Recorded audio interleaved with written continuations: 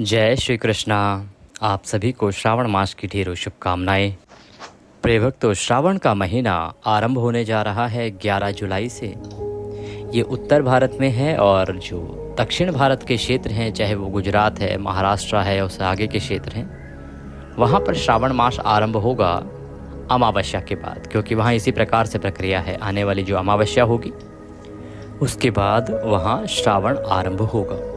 तो आप जिसके यहाँ जब आरंभ हो, आप तब से ही लाभ लेना आरंभ कर दीजिएगा। शिव जी कहते हैं कि आगच्छति नमो मासी प्रतीक्षाम च करोम्यहम्। इसका अभिप्राय ये है कि भगवान शिव कहते हैं कि जब श्रावण मास आने को होता है तो मैं उसकी बड़ी उत्सुकता से प्रतीक्षा करता हूँ। यथायम मे प्रिया मातस्था किंचिन में प्रियम। यह मास मुझे जितना प्रिय है उतना और कोई भी मास नहीं और कुछ भी नहीं है, ऐसा भगवान शंकर स्वयं कह रहे हैं। यह सकाम फल देने वाला है, निष्काम फल देने वाला है, अभीष्ट फल प्रदान करने वाला है। अभीष्ट फल का अभिप्राय होता है इच्छित फल देने वाला है। जो कोई निष्काम भाव से इस व्रत को करेगा, श्रावण मास के व्रत को करेगा, उसे मोक्ष की प्राप्ति होगी। शिव जी कहते हैं कि जो श्रावण मास में व्रत करते हैं वो मुझे अत्यंत प्रिय हैं। शिव जी आगे कह रहे हैं, कुर्यान नक्त व्रतम योगिन श्रावणे नियतो नरः रुद्राभिषेकम कुर्वीत मास मात्रम दिने दिने। इसका अर्थ है प्रिय भक्तों कि भगवान कह रहे हैं कि मनुष्य को चाहिए कि श्रावण मास में नक्त व्रत करे और महीने भर प्रतिदिन रुद्राभिषेक करे। इस प्रकार से इस वीडियो में हम जानेंगे कि आपको श्रावण मास में क्या कर्म करने चाहिए, श्रावण मास की महिमा क्या है, श्रावण मास के बारे में भगवान शंकर ने स्वयं क्या कहा है कि कैसे श्रावण मास में जप करना चाहिए, तप करना चाहिए, पूजा पाठ करनी चाहिए। श्रावण मास के नियम क्या हैं, किन नियमों को आपको धारण करना चाहिए, श्रावण मास में किन नियमों का पालन करना चाहिए। आप अगर बुजुर्गों से पूछेंगे तो वो बताएंगे कि श्रावण मास में आपको क्या क्या चीज़ें हैं जो नहीं खानी चाहिए, कौन सी वस्तुओं का त्याग करना चाहिए, कौन कौन से व्रत करने चाहिए। इस प्रकार से इस संपूर्ण श्रावण मास की महिमा, उसमें किए जाने वाले जप तप और उनका वर्णन आपको इस वीडियो के माध्यम से बताया जाएगा। भगवान शंकर के द्वारा यह सब कहा गया है, हम केवल उसको आप तक पहुंचाने का माध्यम हैं।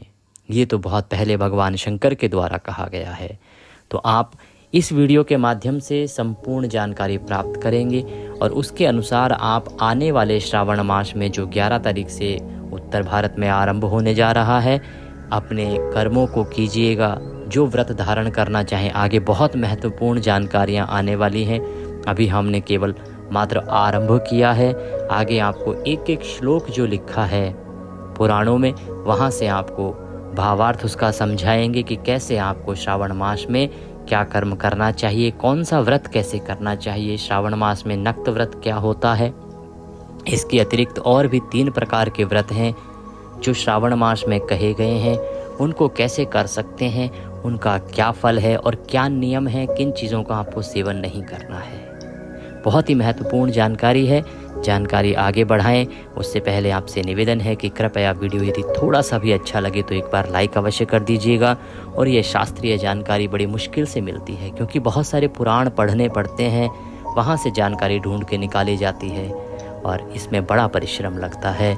इसीलिए कृपया हमारे परिश्रम को देखते हुए एक बार वीडियो को लाइक कीजिएगा और कमेंट बॉक्स में अवश्य लिखिएगा जय शिव शंकर या ओम नमः शिवाय। आप देख रहे हैं देवभूमि ज्योतिष संस्थान का प्रतिष्ठित यूट्यूब चैनल देवभूमि धार्मिक। हम यहाँ पर सभी व्रत और त्योहारों की सही शास्त्रीय जानकारी प्रदान करते हैं। ज्योतिष शास्त्र और पंचांग के आधार पर आपको बताते हैं कि कौन सी तिथि कब है, क्या विधि है, क्या पूजन करना है, कैसे पूजन करना है, किसकी क्या महिमा है, पुराणों में क्या लिखा है। यदि आप सभी व्रत और त्योहारों की सही शास्त्रीय जानकारी प्राप्त करते रहना चाहते हैं तो कृपया चैनल को एक बार सब्सक्राइब अवश्य कीजिएगा। जब आप सब्सक्राइब का बटन दबाएंगे तो वहां पर बेल आइकन बना हुआ आएगा, एक घंटी का निशान बना हुआ आएगा, उसको अवश्य प्रेस कीजिएगा, तभी आपको हमारे सारे वीडियोस मिलेंगे, अन्यथा आपसे जानकारी छूट जाएगी। तो कृपया चैनल को सब्सक्राइब कीजिए और बेल आइकन को प्रेस कीजिए। आइए प्रिय भक्तों, जानकारी आरंभ करते हैं, आगे बढ़ाते हैं।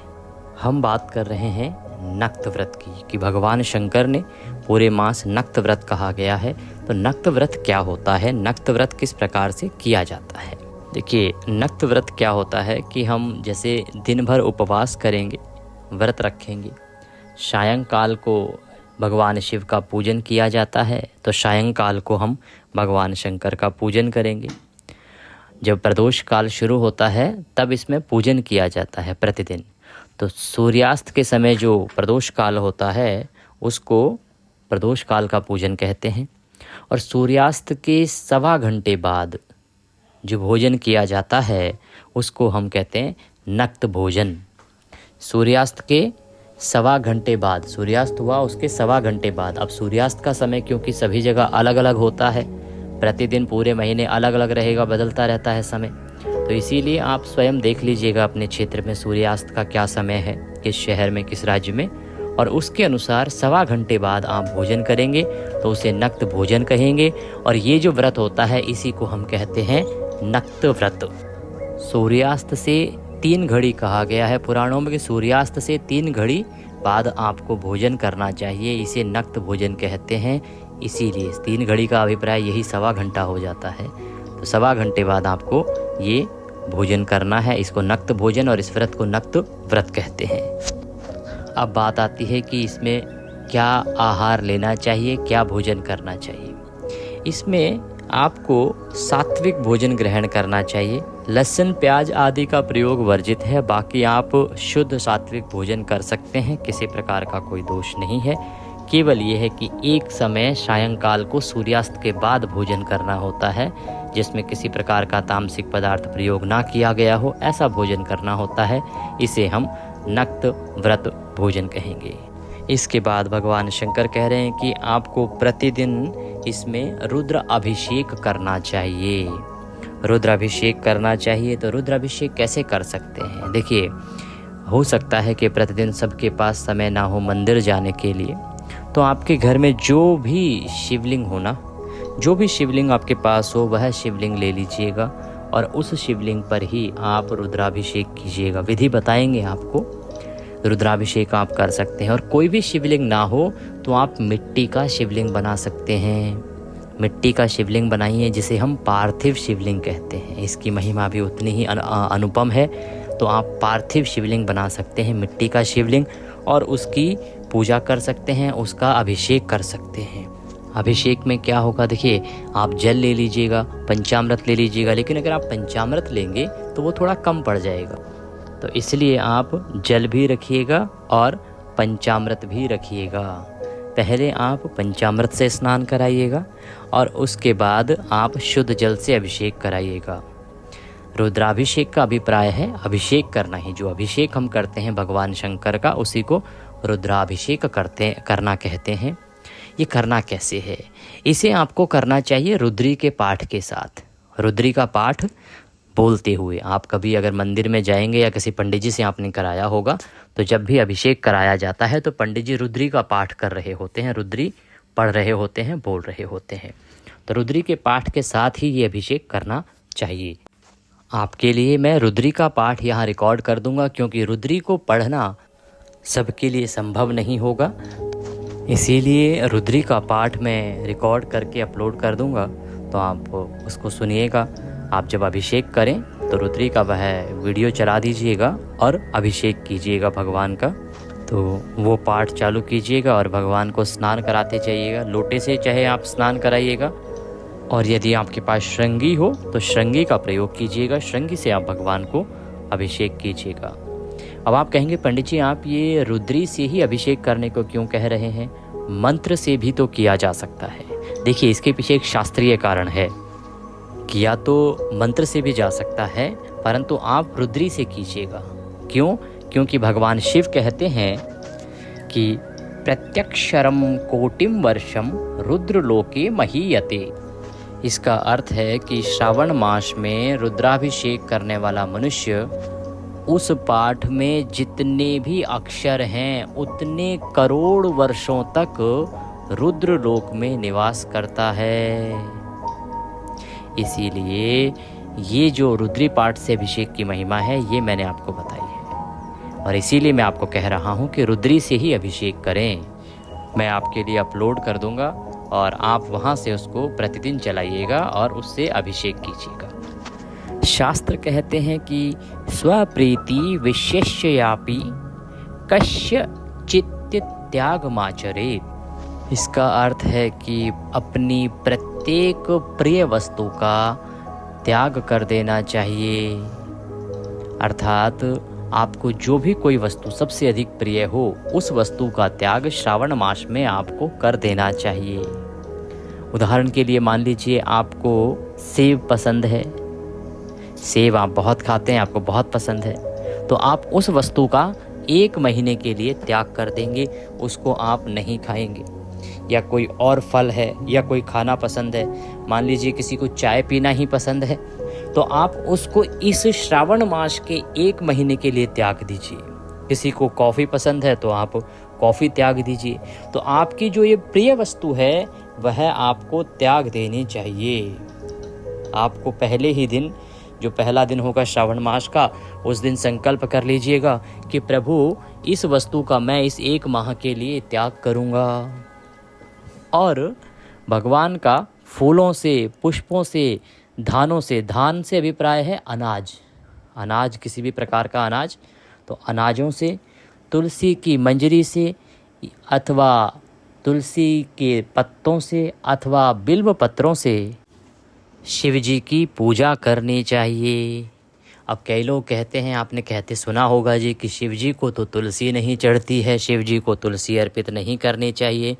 देखिए, इसका कोई शास्त्रीय प्रमाण नहीं है कि तुलसी अर्पित नहीं करनी चाहिए। तुलसी पत्र चढ़ाना बहुत उत्तम है। न जाने वो कहाँ से पढ़ाते हैं और यहाँ इस प्रकार से बातें करते हैं, अन्यथा शास्त्रीय प्रमाण है कि भगवान शंकर को तुलसी दल चढ़ता है। तो 1 लाख आप तुलसी का पत्ता चढ़ाइए या तुलसी दल चढ़ाइए, जो मंजरी सहित जो तोड़ा जाता है ना, वह चढ़ाइए। अब भ्रांतियाँ तो इस प्रकार से भी हैं कि शिव जी के ऊपर केवल मंजरी चढ़ाई जाती है। देखिए, ये सब भ्रांतियाँ हैं, ये कोर कल्पना है, इसमें कुछ भी सत्यता नहीं है। जो शास्त्र कहते हैं वही मानिए, और शास्त्र कहते हैं कि शिव जी पर तुलसी पत्ता भी चढ़ता है और मंजरी भी चढ़ती है। तो 1-1 लाख की संख्या बताई है भगवान ने कि 1 लाख पुष्पों से, अगर पुष्प हों तो, और अगर पुष्प ना हो 1 लाख तो आप धान्यों से अर्थात अनाज ले लीजिए। अनाज से क्या होगा कि बहुत ही सरल हो जाएगा। 1 लाख की संख्या जो है अनाज में वो बहुत आराम से पूरी हो जाएगी। आप गेहूँ लें, बाजरा लें, जो भी लें, आपको 1 लाख दाने लेने हैं तो वो आप बड़ी आसानी से पूरी कर पाएंगे। लेकिन अगर आप पुष्प लेने जाएंगे तो फूल 1 लाख कहाँ से लेके आएंगे। तो इसके लिए एक सरल और तरीका ये होगा कि आप अनाज लीजिए, 100 ग्राम अनाज लीजिए और उसको गिन लीजिए उसमें कितने दाने आ रहे हैं, और उससे मल्टीप्लाई करते हुए उतना ही और आगे ले लीजिए, और उससे 1 लाख आपको दाने बड़े आसानी से मिल जाएंगे। और अगर अनाजों में भी आप अगर अक्षत चढ़ाते हैं तो वह बड़ा श्रेष्ठ है। मैं अपनी तरफ से यही कहूँगा कि आप अक्षत चढ़ाइएगा किसी भी एक दिन श्रावण में, और अगर श्रावण के सोमवार को चढ़ा पाएँ या मासिक शिवरात्रि जो आती है उस पे चढ़ा पाएँ या प्रदोष व्रत में चढ़ा पाएँ और अमावस्या तिथि जो आएगी उस पे यदि आप चढ़ा पाएँ, इनमें से कोई भी एक दिन चुन लीजिएगा, उस दिन आप चढ़ाइएगा।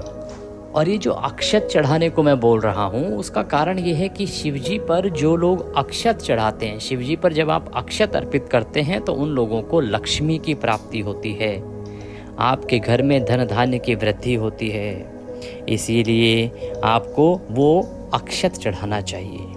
अब आप कहेंगे कि पंडित जी ये जो अक्षत हमने चढ़ाया है इसका क्या करना है। तो जो अक्षत आपने चढ़ाया है उसको आप किसी गरीब को दान दे दीजिएगा या मंदिर में दे आइएगा। अगर मंदिर में शिवालय पे कर रहे हैं फिर तो वो पंडित जी के पास चला ही जाएगा। अगर आप घर पर कर रहे हैं तो आप मंदिर में दे आइएगा, पंडित जी को दे दीजिएगा या कि फिर किसी अन्य व्यक्ति को, किसी अन्य ब्राह्मण को दे दीजिएगा। या फिर आप पशु पक्षियों को भी वो खिला सकते हैं, गाय माता को भी वो खिला सकते हैं। भगवान शिव दूसरा व्रत भी इसके अंदर बताते हैं, उसको हम बताते हैं।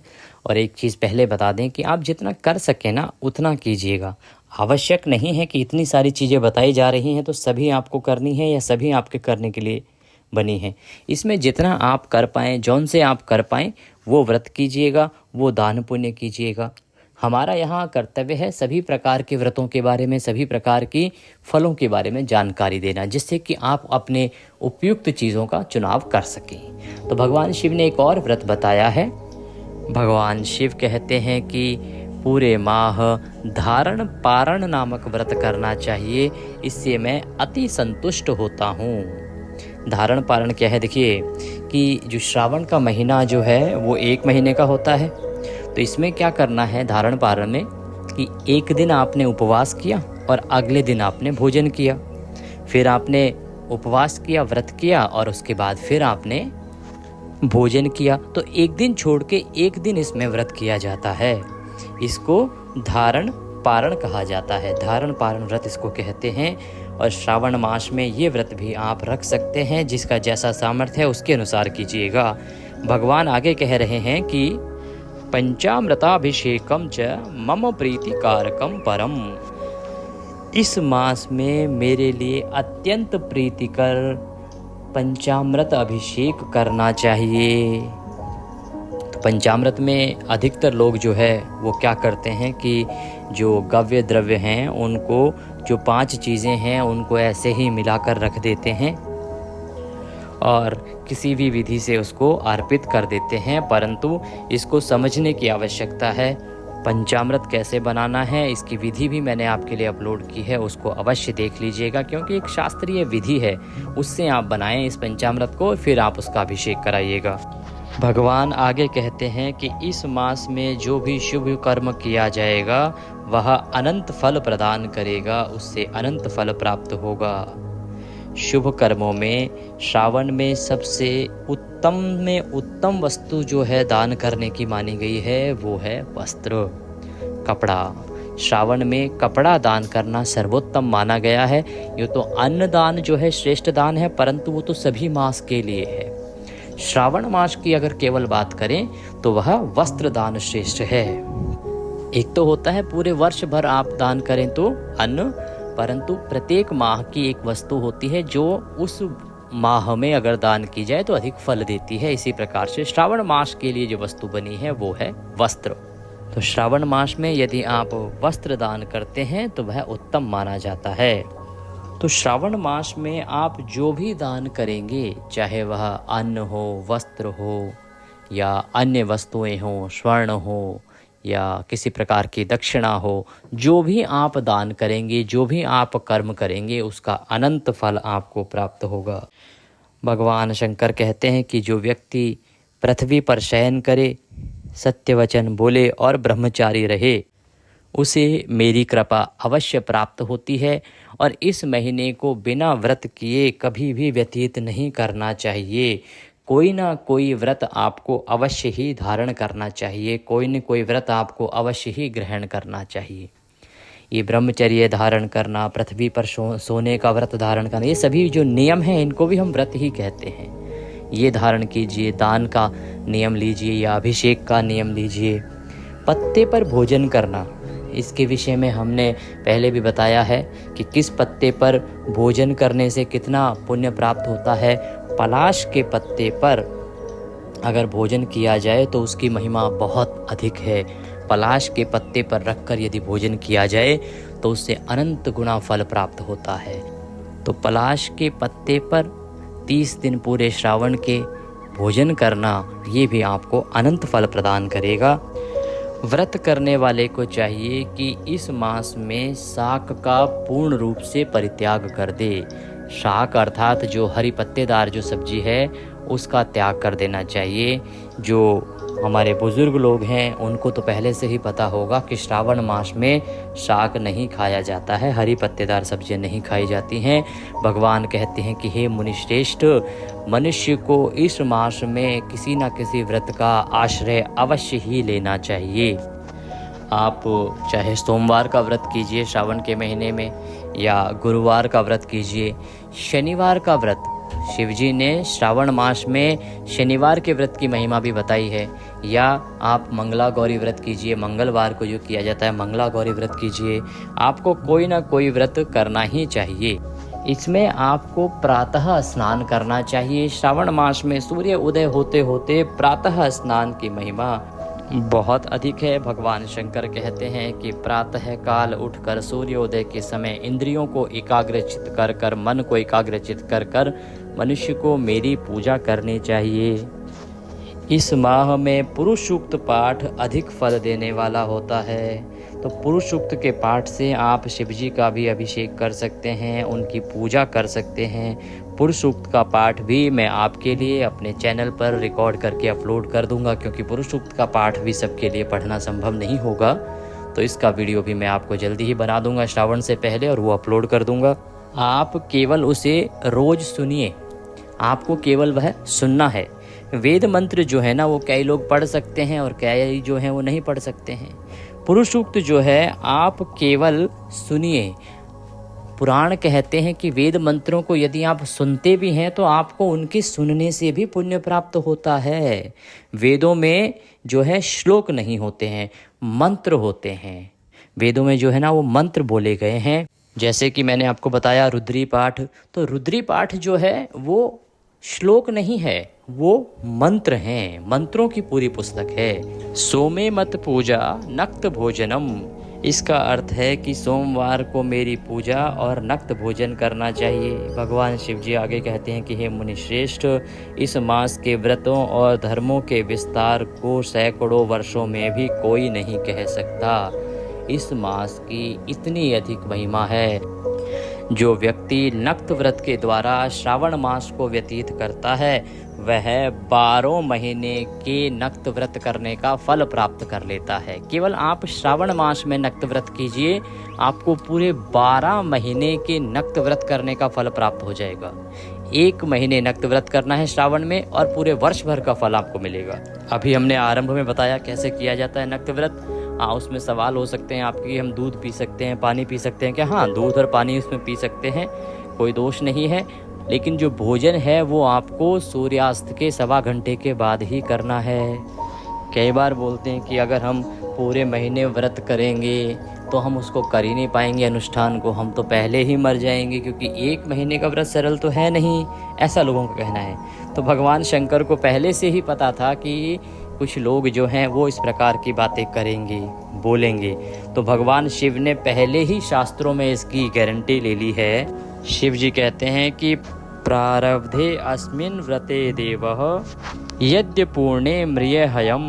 भगवान शिव जी कहते हैं कि जब आप ये नक्त व्रत शुरू करना तो आप पहले दिन ही भगवान से प्रार्थना कर लेना कि मैं प्रातः काल स्नान करूँगा, ब्रह्मचर्य का पालन करूँगा, नक्त भोजन करूँगा और पृथ्वी पर शयन करूँगा। जो आप व्रत धारण कर रहे हैं उसका संकल्प कर लीजिएगा पहले दिन की, हे देव, इस व्रत के प्रारंभ करने पर यदि बीच में मेरी मृत्यु हो जाती है तो आपकी कृपा से मेरा यह व्रत पूर्ण माना जाए। इस प्रकार से आप पहले ही संकल्प कर लीजिएगा। ऐसा भगवान शिव बता रहे हैं, तो आपको इसका संपूर्ण फल प्राप्त हो जाएगा। भगवान शिव कह रहे हैं कि स्वयं ही अतिरुद्र रूप से और रुद्र मंत्र से या रुद्री पाठ से मेरा अभिषेक करना चाहिए। तो मैंने आरंभ में ही आपको बताया कि रुद्री से आप अभिषेक कीजिएगा, बड़ा कल्याणकारी है। परंतु अगर आप रुद्री के साथ ना कर पाएँ, क्योंकि देखिए रुद्री जो है उसमें समय लगेगा। रुद्र मंत्र क्या है, छोटा सा मंत्र है, आप स्वयं बोल के भी कर सकते हैं। रुद्री में आपको 40 मिनट के आसपास का समय लगेगा, पूरा पाठ होता है उसका। और रुद्र मंत्र क्या है, ओम नमो भगवते रुद्राय, ओम नमो भगवते रुद्राय, ओम नमो भगवते रुद्राय, ये मंत्र है। इस मंत्र से आप अभिषेक कीजिएगा, कल्याण होगा। भगवान शिव कहते हैं कि श्रावण मास में इस मंत्र का जप, इस मंत्र के द्वारा होम हवन और इस मंत्र के द्वारा ही अभिषेक भी कल्याणकारी है। तो इस प्रकार से भगवान शिव स्वयं जो है उन्होंने श्रावण मास में किए जाने वाले कर्म की जानकारी दी है, विवेचन किया है, वो जानकारी हमने आपको प्रदान की है। आपसे अनुरोध है कि वीडियो को अधिक से अधिक लोगों के साथ शेयर कीजिए, साझा कीजिए, जिससे कि वो भी शास्त्रीय जानकारी प्राप्त कर सके, प्रामाणिक जानकारी प्राप्त कर सकें और इधर उधर की जो बातें हैं उनमें ना आएं। हमारे सनातन के विस्तार के लिए आवश्यक है कि सही जानकारी जो शास्त्रों में लिखी है वह लोगों तक पहुंचे, क्योंकि सही शास्त्रीय जानकारी पहुंचेगी तो वो सही शास्त्रीय रूप से अपने कर्म कर पाएंगे। और जो लोग किसी भी प्रकार की भ्रांतियां पैदा करते हैं हमारे समाज में, उनका प्रभाव कम होगा। भ्रांति पैदा करने वालों को अगर परास्त करना है, समाज को आगे बढ़ाना है, तो आवश्यक है कि जो शास्त्रीय जानकारियां हैं उनको आप आगे प्रचारित प्रसारित करें, उनको आगे बढ़ाएं, जिससे कि लोग सही जानकारी प्राप्त करके जीवन में और भगवान का आशीर्वाद प्राप्त कर सकें। जानकारी को शेयर कीजिए, लाइक कीजिए, कमेंट बॉक्स में लिख के अवश्य बताइएगा कैसी लगी जानकारी। कुछ कहना चाहते हैं, पूछना चाहते हैं तो अवश्य बोलिएगा। भगवान शंकर सब पर कृपा करें। चैनल पर नए हैं तो सब्सक्राइब करते जाइएगा। हरे कृष्ण।